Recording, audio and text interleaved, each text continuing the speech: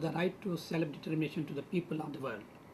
And in fact, there are two covenants of the United Nations, which is known as International Covenant on Civil and Political Rights, International Covenant on Economic, Social and Cultural Rights. And by the way, these covenants, they were passed in 1965 and they were adopted in 1968.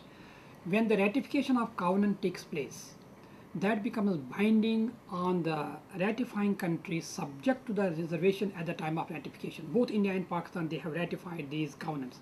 And the very first article of international covenant, both these covenants, the very first article of these covenants states the people have the right to self-determination.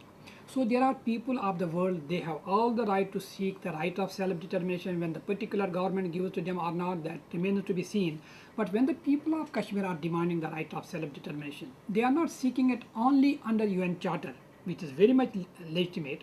They are not seeking it only under International Covenant on Economic, Social and Cultural Rights and Economic Covenant on Political and Civil Rights. They are seeking it according to the United Nations resolutions of the Security Council, which were agreed upon. This is very important because all the resolutions of the Security Council over the Iraq, they were not signed by the Saddam Hussein. But these resolutions of the Security Council, including the resolution of the United Nations Commission for India and Pakistan, they were agreed upon and signed by both India and Pakistan. That makes it binding on the both parties, India and Pakistan. So that's very important to understand that the people of Kashmir, they have the right to self-determination not only under Charter of the UN but under all the agreements of the United Nations, which was agreed upon by both India and Pakistan. They were endorsed by the Security Council and they were accepted by the international community. And now, since we are talking about the United Nations resolutions, and India has been really creating an understanding here in Washington DC, for that matter in different parts of the important capitals of the world, that there was an agreement between New Delhi and Islamabad. That agreement is known as Simla Agreement of 1972, which was signed by then the Prime Minister of India, which was Indira Gandhi, and the President of Pakistan, which was Zulfikar Ali Bhutto. And India says that in that agreement, two things happened. Number one, they changed the ceasefire line into line of control, and number two, they agreed upon that they are going to resolve the issue of Kashmir bilaterally. India can tell you to anybody who doesn't have any iota of understanding of international relations. Anyone who really understands the international relations knows that there are three articles of the United Nations Charter. Three articles. Article number 31, Article number 34, and Article number 103. Not one article, there are three articles of the UN Charter. And both India and Pakistan, they have signed on to the UN Charter. According to these three articles of the UN Charter, if there is a conflict, this is the wording of the article. If there is a conflict if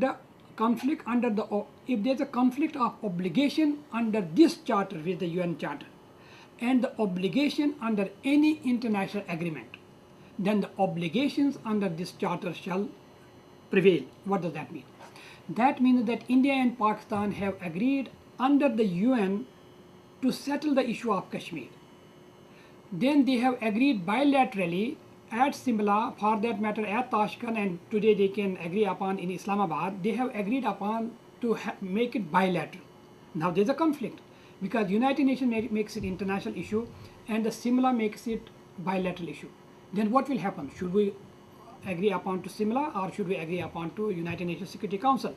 So these three articles of the Charter of the UN Charter says that under this conflict, then you have to make sure that the bilateral agreement is superseded by the international agreement. That means Simla agreement can be superseded by the UN Charter. And secondly, the very first article of the Simla agreement, even the language does not really say of the UN Simla agreement that it is being superseded. The very first article of the Simla agreement says that the purposes and the relationship of India and Pakistan. This is the very first article of the Simla agreement. The relationship between India and Pakistan shall be governed under the purposes and the principle of the UN Charter.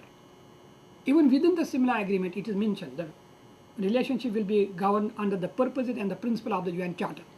And the last article of the Simla agreement says Kashmir remains to be one of the most outstanding issues to be resolved between India and Pakistan.